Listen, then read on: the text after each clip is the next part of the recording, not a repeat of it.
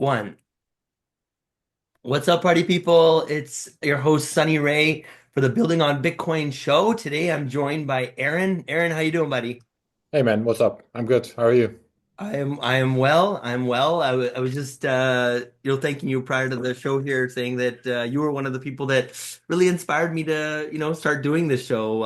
I think it was like 3, 4 years ago when you interviewed me while I was working at Kraken. So first of all, thank you for that.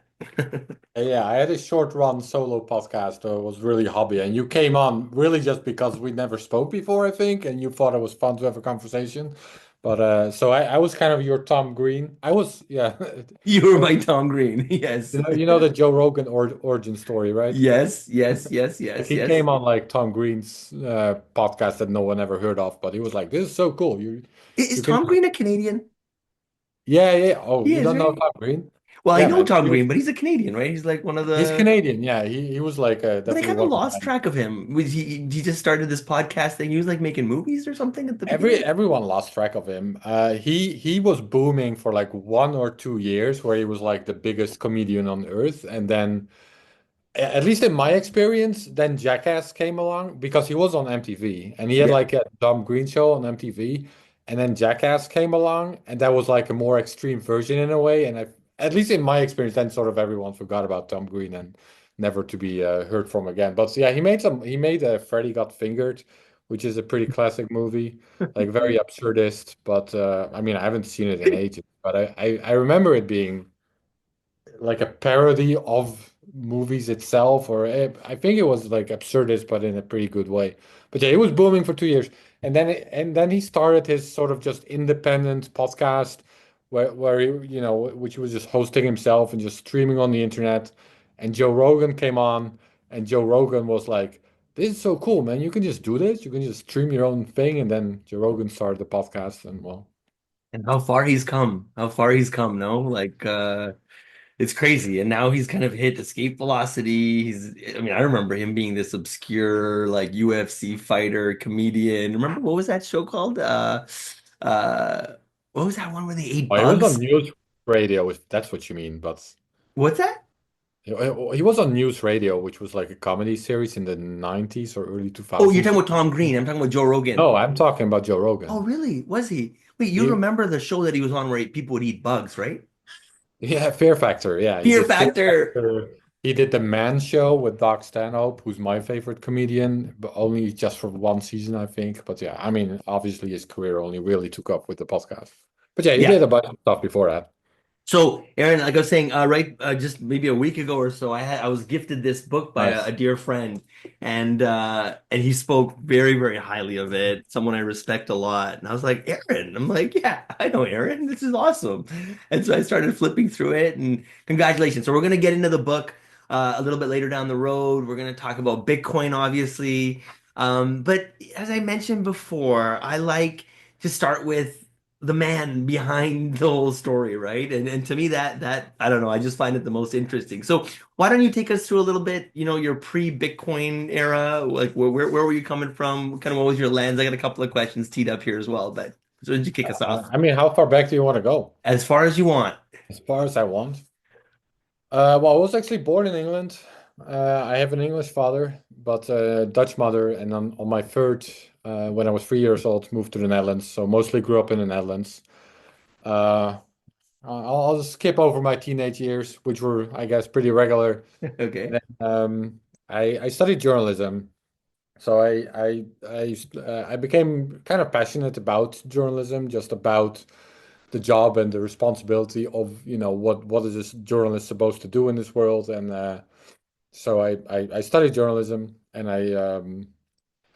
after that I went on to do a master's in political science slash history, kind of. The master's is called Politics and Society in Historical Perspective.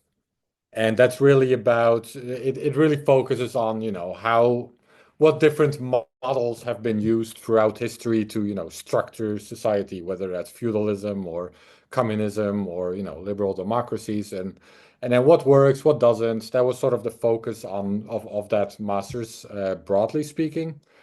And then me personally, when you do a master's like that, you start to specialize, in certain topics.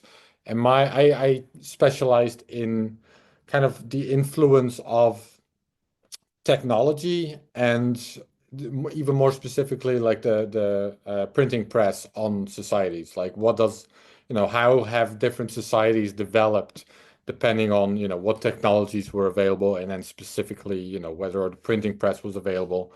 So, for example, in North America, the printing press was way more available and legalized much earlier than in Latin America. And from that, you can sort of derive that in North America, a much more democratic society developed compared to Latin America. And you still sort of see that echoing through to today, I would argue. Like even today, in Latin America, democracies are still often kind of defunct, and dictatorships come and go, every other couple of years in these different countries. Well, in North America, historically, there's been a much more robust, democratic society. And you can make the argument that, like I said, echoes through history based on, these early technological developments throughout these different societies.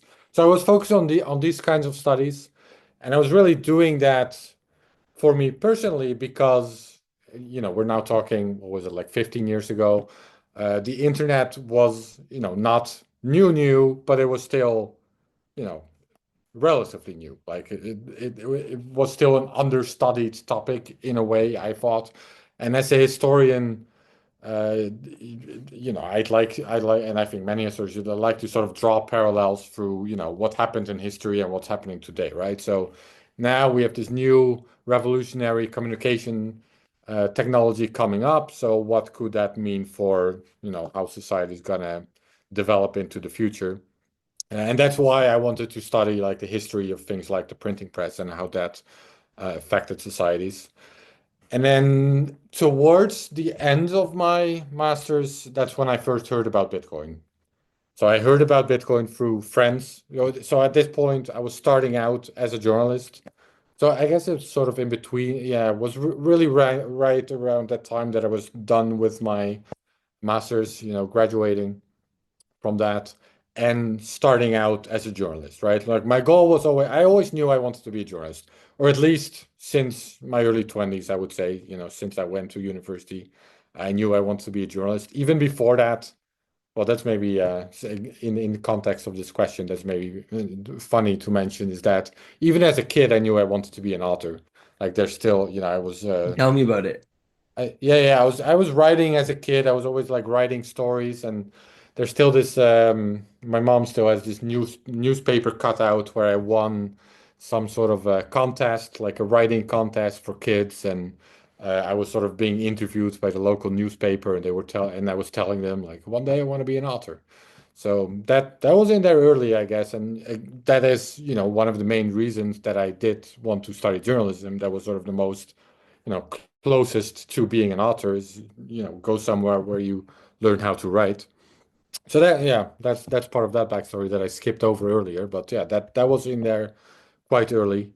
Um, where did I? Yeah, so then by the time that I was, getting close, or I don't remember, maybe I think I was. Oh, that's it.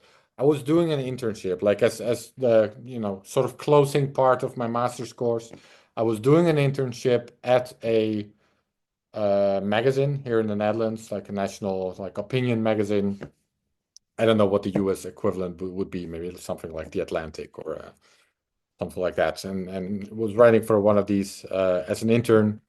And that's when I first heard about Bitcoin through friends that were buying stuff off the Silk Road.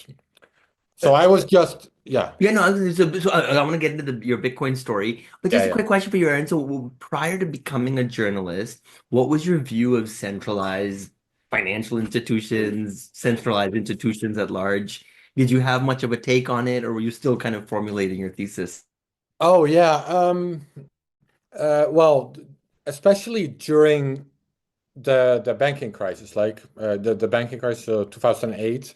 That's before that, I had not paid much attention to the world of finance, other than I do remember sort of I remember quite vividly during a mushroom trip with friends in like a forest near where I grew up. And at some point, the topic of money came up.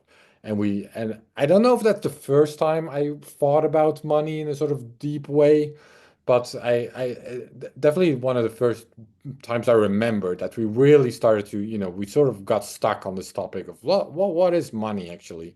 Like, why do we value these pieces of paper? Why do what would need to happen for us to stop valuing these pieces of paper? And we knew nothing about the topic, but I remember that's again, I don't know if this is the first time, but we started to sort of go down this rabbit hole of like what is money.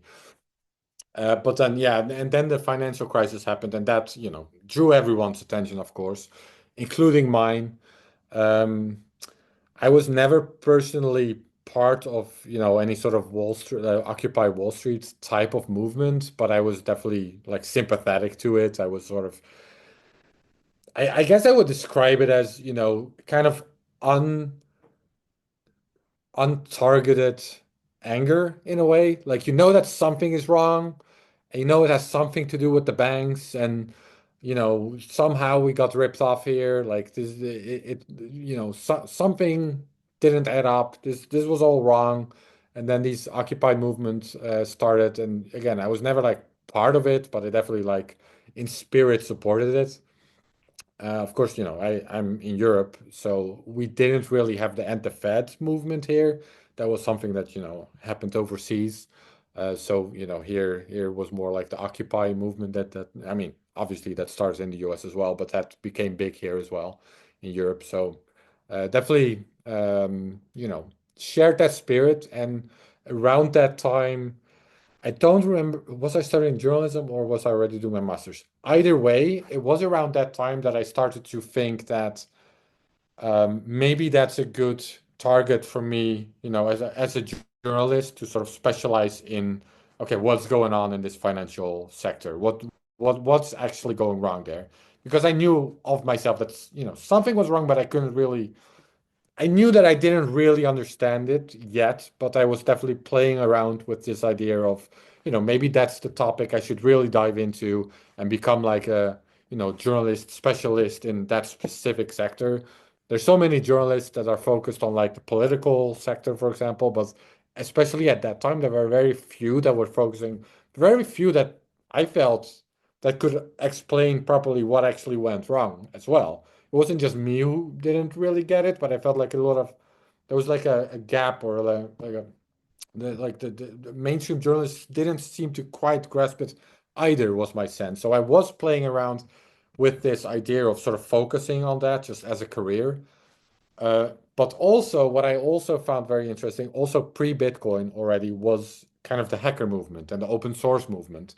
That was also something that really drew my interest and attention because I really saw a new type of economic model in that as well, which I think to an extent it is. If you look at something like WikiLeaks, no, not WikiLeaks. Well, WikiLeaks is also interesting, but Wikipedia, according to classic economic models, something like Wikipedia would never work because why would anyone, just volunteer their time to, create great content, 20 years ago or whenever Wikipedia was founded. I don't think a single economist would have predicted that something like that could be turned into the best encyclopedia in the world. That was kind of against all odds. So that was very interesting to me.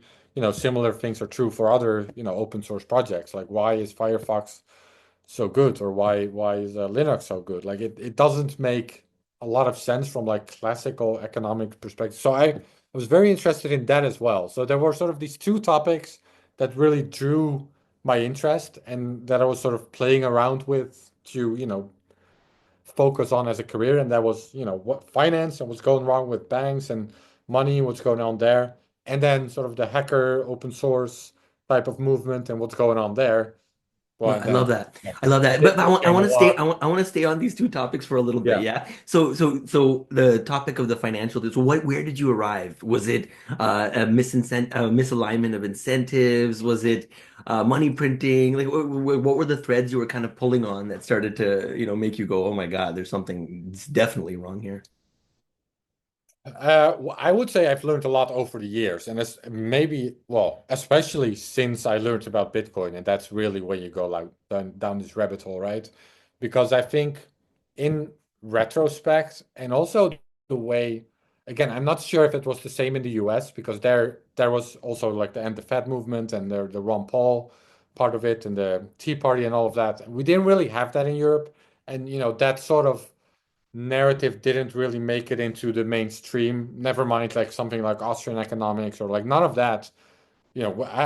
Even during my master's, like I said, right, like that was supposed to focus also largely on economics and different economic models and different economic theories. I I did not hear anything about Austrian economics during these years at university. So that I think that was a big gap. And um, really the dominant narrative here in sort of mainstream media and in the newspapers that I was reading and the magazines and the sort of columnists and the documentaries, whatever, the type of content that I was consuming in retrospect had a very, I would say, somewhat short-sighted idea of the problem. It was almost, caricatural. This caricature about like bankers are evil and they just ripped us off, and it was one big heist, and the banks are sort of the enemy. And I think there's some shred of truth to that side of the story, that narrative as well.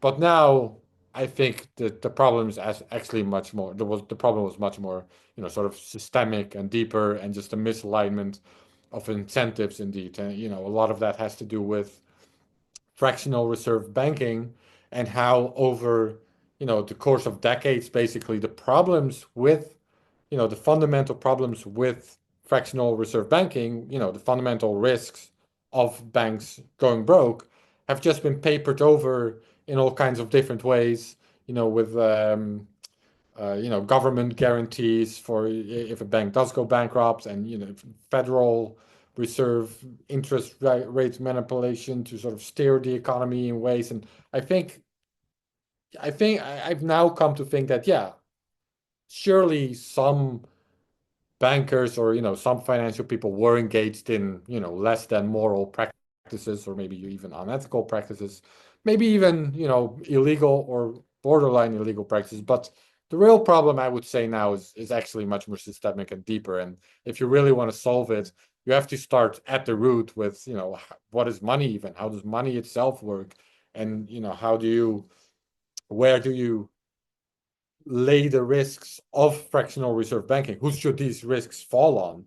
Should it fall on the general public? I would say no. It should fall on the people that are banking with these specific institutions. They are putting their money in these banks. You know, they're expecting an interest in return, which is nice, but then there should also be the risk to sort of counteract that. Like, yeah, your money could be gone, and that I now see that as a much more individual risk for people to take, rather than something that society or the government needs to step in to manage. Nice. And what about on the other side of the fence, on your interest in terms of the cypherpunk movement? Was it privacy? Was it censorship? Like what was it that was kind of like drawing you towards that space? Yeah, well, I would say the source for that would be Orwell, right? 1984. That's I'm pretty sure my mom gifted me that book when I was a teenager, probably like the first like adult book I mean, I'm not sure, but I think it was like the first like adult book I read. I was reading children's book, of course, as a kid, but yeah, 1984 was one of the real, was, yeah, definitely had some sort of impact on my thinking about privacy, and yeah, with the emergence of the internet, I did, probably before many other people, not before the cypherpunks, but definitely before most of my friends or circles that I was hanging around with. I that was definitely a concern for me, and something that I was at least very aware of, that you are giving away your privacy. If back in the days, WhatsApp didn't have encryption, right? Even now you can question how private it really is, but back then it was like completely plain text, and I was pretty early on, very uncomfortable with that. It took me a long. I was also one of the laggers to get like a smartphone, for example, because I really didn't like this idea that you know you could be tracked anywhere, which is the case, and that a lot of the things you're doing on the smartphone can also be monitored. And I was very uncomfortable with these ideas. Nowadays, I have a smartphone because, yeah, at some point, I guess I gave in, and you realize that it is actually too convenient not to have at all. But yeah, I was definitely, I guess, above average aware, at least, of these kinds of problems. So I had never heard of the cypherpunks. I was never, on these mailing lists. I could have technically been, I guess, given my age, like as a teenager. There were teenagers on that list. But for me, it was more once I found out about the cypherpunks, it was more like retrospectively, like, there's more people that are concerned about these things. And in fact, there was like a whole movement that tried to prevent it and still is trying to prevent it. So yeah, I would say I was aware of these Yeah, kinds of. it's amazing how many people I think were probably similarly impacted by the Occupy Wall Street movement. In fact, on a personal note, that was also my kind of, where I did the double take, right? Where I was like, wait, yeah, I think these people might be onto something. Now, directionally speaking, they were correct, but the solutions that many of them were offering were obviously quite off base. But it was funny because it was actually while I think it was while I was watching like a YouTube video or something about the Occupy movement, somebody in that crowd was going around preaching Ron Paul. Yeah, And that was the first time I had heard about, and it was this completely opposite but very refreshing kind of frequency. And I remember I leaned into that hard. I got right. really, really into Ron Paul and just things he was talking about. Yeah, I Eh, would say when I first heard about Bitcoin, well, when I first heard about Bitcoin, I was interested before the privacy aspect, but then when I looked into it a little bit deeper, then I did. For me, it felt like, okay, this is like Occupy Wall Street, but in a way that can actually make a difference rather than just camping out in a park and kind of just holding up signs. Like I did see Bitcoin as something like this could actually work. This is actually an interesting alternative. yeah. And I just remember feeling powerless, right? Back in those days. Like, yeah, you're identifying these people living in tents, or camping out.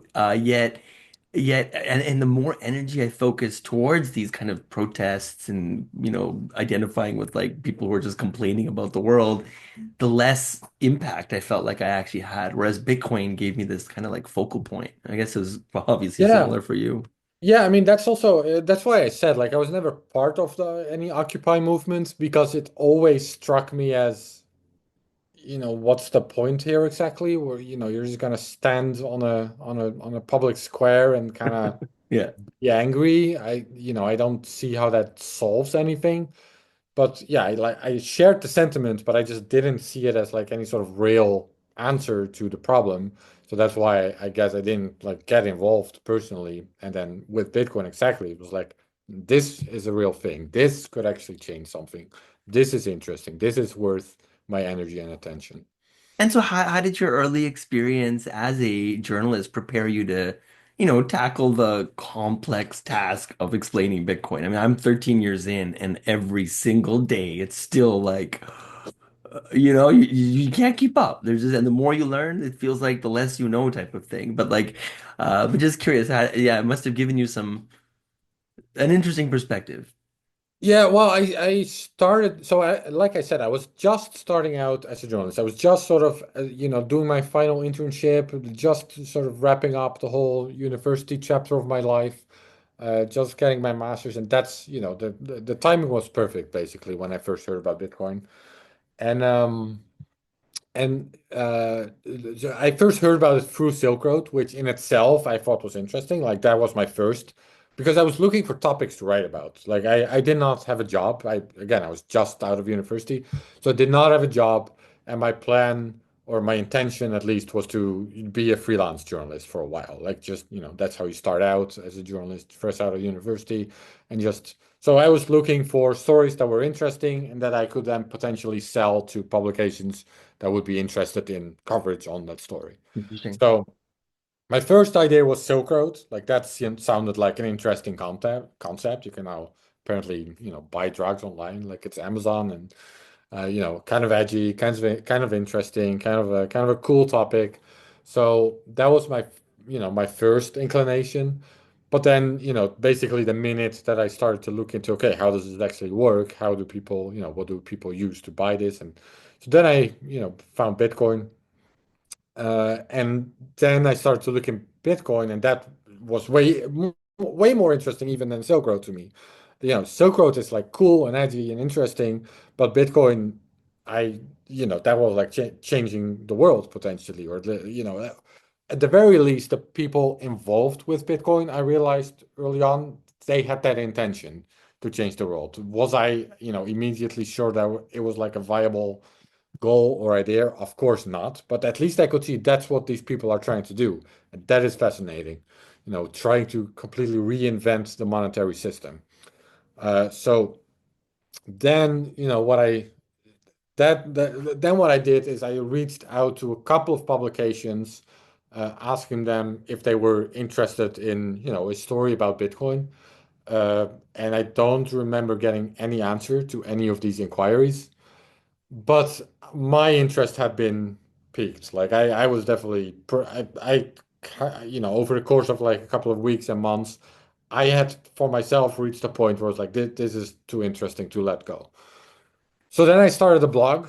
I started a personal blog where, and around the same time, Bitcoin did start to reach the mainstream a bit. So there started to pop up some mainstream stories about Bitcoin.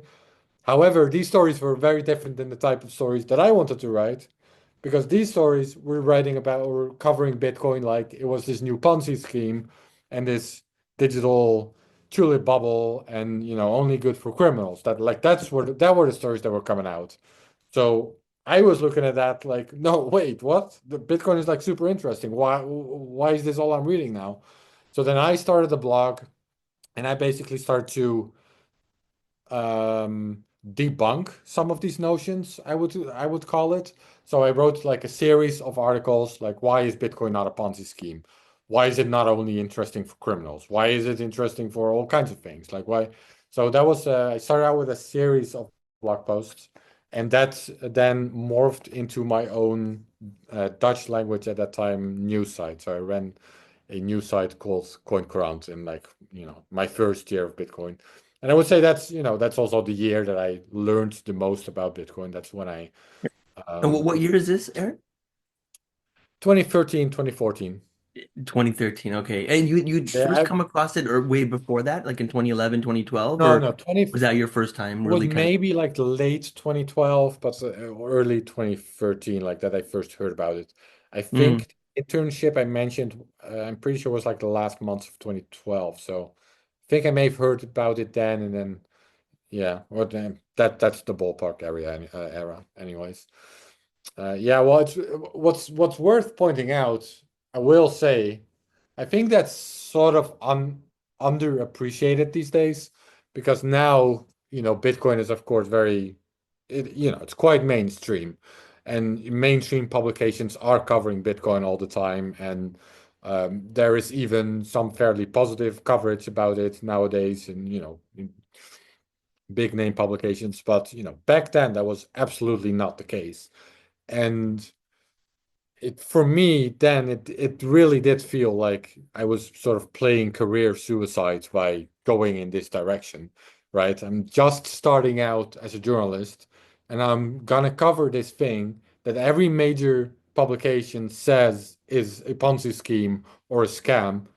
And I'm kind of, in the early days of my, journalistic career, sort of putting my name on the line and saying, no, you guys are all wrong. This is actually very interesting technology. Like, if Bitcoin had failed in these early couple of years, then I think I would have probably just had to find a completely new thing to do with the rest of my life other than journalism. I And don't Aaron, know. how did you build that kind of conviction? Like how putting your entire reputation, your career, everything on the line for this what code that exists on the internet, run by some anonymous or whatever, created by some anonymous dude. Yeah. But Well, I mean, I I'm think, curious, I think. Yeah, so I was gonna ask you, did you have like a friend or something that was like super technical, or were you just kind of Oh. like riffing on stuff that you've read online and just developed this conviction yourself? Yeah, I mean, I think Andreas Antonopoulos, he Mm, described it as like the cocoon stage early on, where, mm, when I first learned about Bitcoin, there were weeks or months where I was just every waking minute of my day, I was just trying to learn and read about Bitcoin and mm, trying to figure out what this thing was and whether or not it was a scam and hearing, reading all the arguments and just thinking about it 24/7, probably even in my dreams. Like this phase where it just consumed me completely. And yeah, I think after a couple of months, I had developed this conviction, like yeah, it could fail, Bitcoin could fail, but this is not a Ponzi scheme. This is not a Ponzi scheme, and it's not a scam. This is a real thing that could potentially succeed. So that's one part, I would say. And then the other part, like let's be honest, it's not like I had an established career that I could ruin. I did not have a job yet. I did not have, I was just starting out. So it mm. was also, I, maybe luckily in retrospect, I was a little bit in a, well, nothing to lose kind of situation. I don't have a job. I'm just trying to make a career for myself. And this seems interesting enough that I might as well go in this direction and see Eh, where the road goes. And it's so interesting because you brought up the printing press, right? I mean, what were some of the maybe parallels you were noticing between Bitcoin and the printing press, and or were there any? Sure. I mean, the parallel that I sort of early on in my mind kind of developed is okay. So the printing press revolutionized, communication itself. How much and how fast and how broadly we can all communicate with each other. That was very limited before the printing press, and then with the printing press, it became much more widely available, and people could, much more widely share their ideas and arguments, and eventually that led to the secularization of society and the American Revolution and like all these things because people had the ability to share their ideas, share new ideas and not rely on central parties, in particular churches, to distribute the ideas. Um, so I saw a strong parallel with the internet there. Like the internet again is a democratization of information, essentially. So that was a strong parallel. And then, as I mentioned, I think the biggest immediate change that the printing press realized is the wide distribution of Bibles and the translation and wide distribution of the Bible. Because before then, people relied on centralized institutions, the church and their pastors, to read the Bible to it and to them and interpret what God's word was. And then when the printing press made the Bible widely available, it also incentivized more literacy, and people could read the Bible for themselves, and now they could themselves interpret what was actually in that book rather than relying on the centralized institution.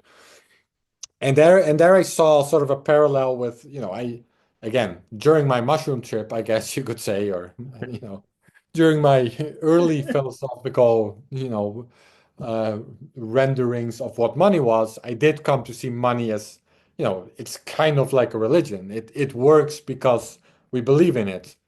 I mean, I'm not a religious person. I don't know if you are, but so from my perspective, religion is just something people believe. And for me, money is the same thing. It works because people believe in it, which doesn't mean it's fake in any sort of sense, but if people stop believing, then it stops existing. So, for me, the parallel was okay, through the democratization of the printing press, people could reinterpret religion, reinvent religion even to an extent, and, find a new relationship to religion. And the parallel for me was like now we're revolutionizing information again through the internet, and the revolution of now money is sort of the new religion that's being uh, uh, thwarted or changed or disrupted.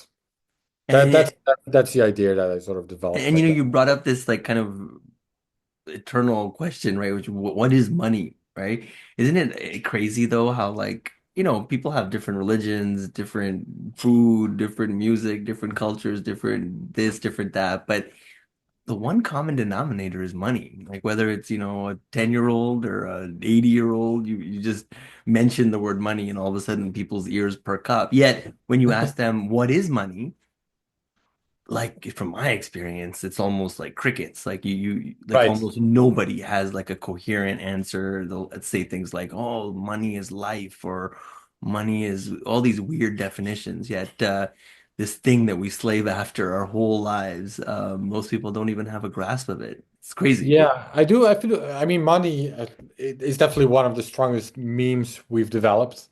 There's an argument to be made that it's actually, even embedded in our genes, or there's a theory, I should say, that that's even the case that that through natural selection, humans started to value, scarce things because that allowed them to cooperate on larger scales. So, and in that sense, it really got embedded in our DNA that we sort of use money in a similar way that that it's embedded in our DNA that we know how to use language. These things are just part of what it makes to be human. There's a pretty solid theory to be made that we have something similar for money. I described that in the Genesis book, actually. No, I mean, not at length, but I do because this derives from Nick Szabo's shelling out, and Yeah. he in turn bases that on Richard Dawkins' book, The Selfish Gene. But in Richard Dawkins' book, it's only very briefly mentioned. I think it might even be like a footnote or like a throwaway sentence somewhere that it might actually be embedded in our genes. And then Nick Szabo sort of went more in depth on that concept in Shelling Out. So it's okay. So you've got these early kind of inklings of you're passionate about journalism. You have questions around the Occupy Wall Street movement. You have an affinity towards the cypherpunk movement, and then you're kind of like, screw it, I'm gonna write about this whether the world likes it or not, right? You take those. And then how does you and the Bitcoin magazine world come together? Like how did that happen? And if I'm not mistaken, are you not the editor in chief there still? I am now, yeah, yeah. That's Yeah. So tell us a little bit about that, and then I want to segue into the Genesis book. sure. Yeah, so I started out with my own Dutch. Well, at first there was a blog, and then that evolved into a news site. But in parallel, I then also started to freelance for international Bitcoin publications, including Bitcoin Magazine. Also, for CoinDesk, I wrote a bit, and for Cointelegraph in these early days. There was another one that disappeared. That was very small, anyways. But yeah, also Bitcoin Magazine. And so that was back in 2014. I think I wrote 2 or 3 articles for them just as a freelancer. And then BTC Inc. bought, so the current owner, David Bailey, they bought Bitcoin Magazine in, I think it was the summer of 2015, spring, summer of 2015. So for a little while, Bitcoin Magazine was sort of offline and, as it was changing hands.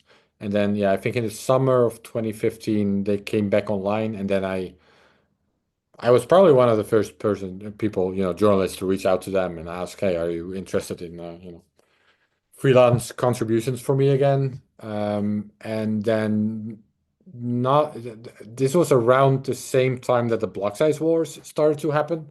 That was already sort of playing in the background a bit since like 2013. But then in spring, summer 2015, it really kind of started to bubble to the surface with a series of blog posts by Gavin Andresen and their intention to release the Bitcoin XT software. And then I kind of really made that my beat. I really started to cover that on a very, daily or weekly basis, like what's going on with that. And I did that for Bitcoin Magazine as well.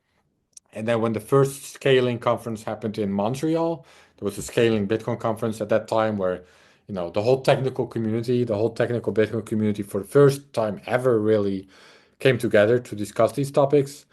I was also invited to cover it as a journalist, so I was there as well. And there I actually met, David Bailey and the rest of the Bitcoin Magazine team that showed up.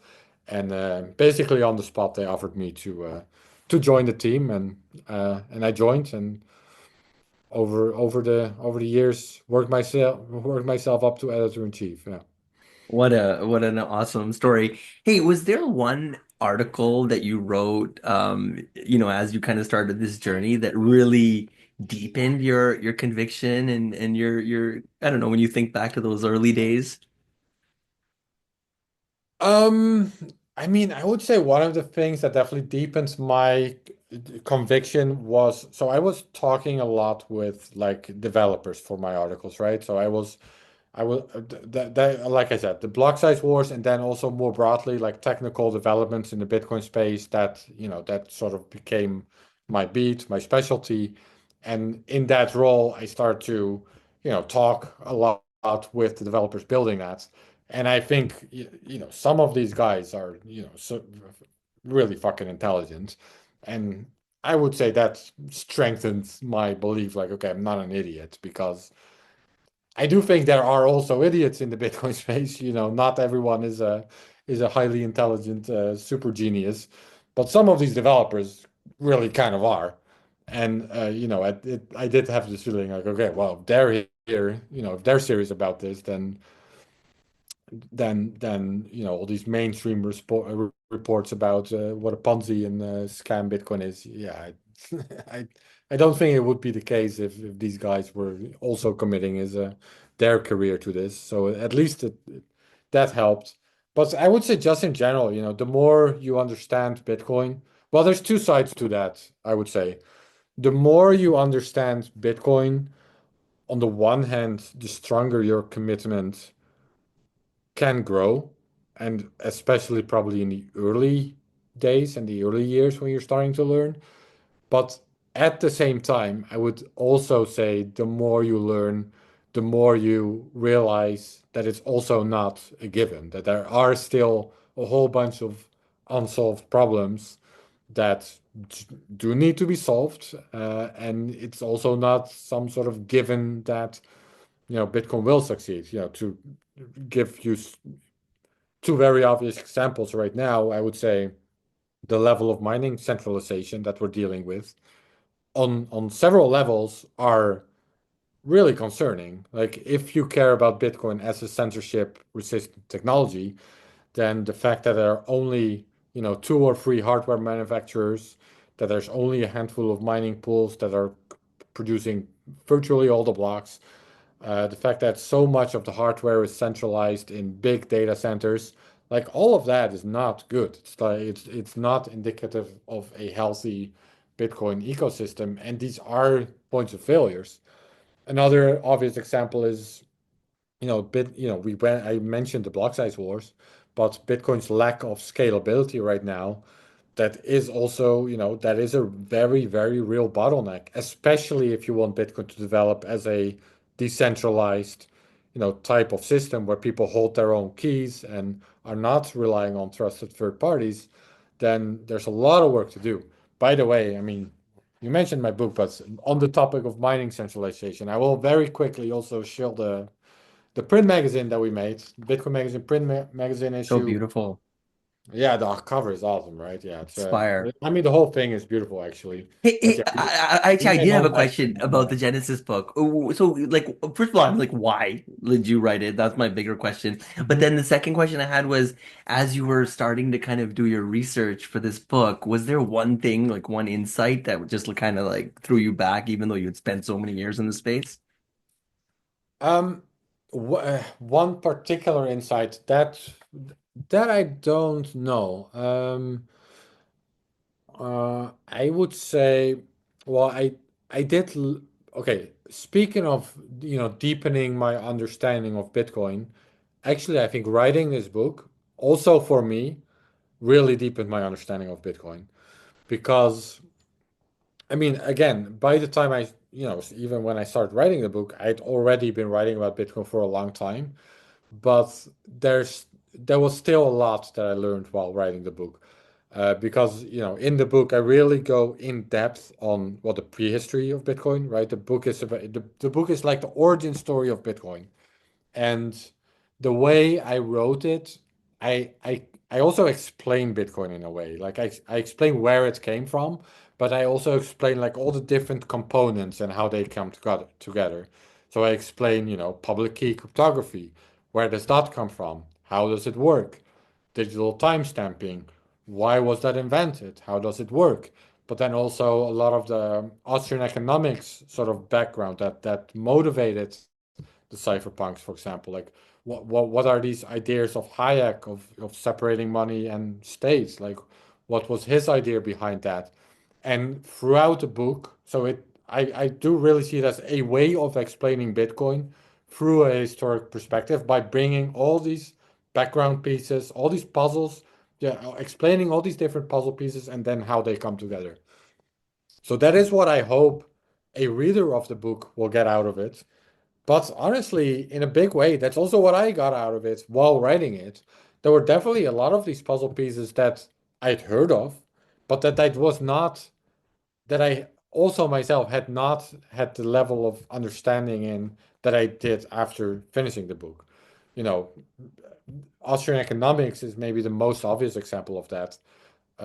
As I mentioned, even though I was interested in, finance and what went wrong with the banks and I was sort of thinking about money and then I got into Bitcoin, but I was more, my beat was more the technical side. So throughout these years, I knew about Austrian economics because I heard other Bitcoiners talk about it, and I read up a bit about it. Even in that, the early block series I mentioned, the Dutch block series. I do remember that I sort of got into it and sort of explained that these ideas are not completely new. But I had not studied it to the level of being able to explain it. And I think, the best way to understand something yourself deeply is getting yourself to the point that you can explain it to someone else. So I would say, yeah, writing the book also for me personally really deepened my own understanding of Bitcoin even more. Hey, can you contrast your book to, I mean, there's one book, The Bitcoin Standard, right? That it's like, if I'm not mistaken, your book's the highest rated book on Amazon right now on Bitcoin, is it It not? is, Or, yeah. I'm yeah. quite So, proud of that. and like I Yeah. said, the guy who told me about it or gave me the book was like, Sonny, this is the best book. And this guy is an OG of OGs. He's been in the Bitcoin space since the beginning. And so when he said that, it really meant a lot. But just because I mean, so many people have heard of the other book. Can you contrast it? Because I mean, he also does. Is it more of like a historical deep dive with money and a contrast to money? Is kind of what Safe is doing versus yours is more of a deep dive on like a focus towards all the different technical components of Bitcoin? Yeah, it's been a little while since I wrote a bit. I read it when it came out, so that's been a little while. But what I would say, I do think there are two big differences. One is I do have. Okay, so my book is structured in there's parallel storylines. So there's one storyline that really focuses on sort of the modern history of money, or there's some sort of flashbacks to even earlier times when salt was used as money. And yeah, you can find a lot of that in Saifedean's book. I mean, I think that's unavoidable if you write a Bitcoin book. There's going to be overlap, especially if you go into sort of the history of money. Yeah, there's going to be overlap. I do think I have a quite different focus on it than Safe. And I've had these discussions with him both off the record and on the record, where I actually attribute a lot of Bitcoin's inspiration, at least, to Hayek. So I really tell the history of money, and especially the modern history of money, through the lens of Friedrich Hayek. So, the most prominent Austrian economist, basically.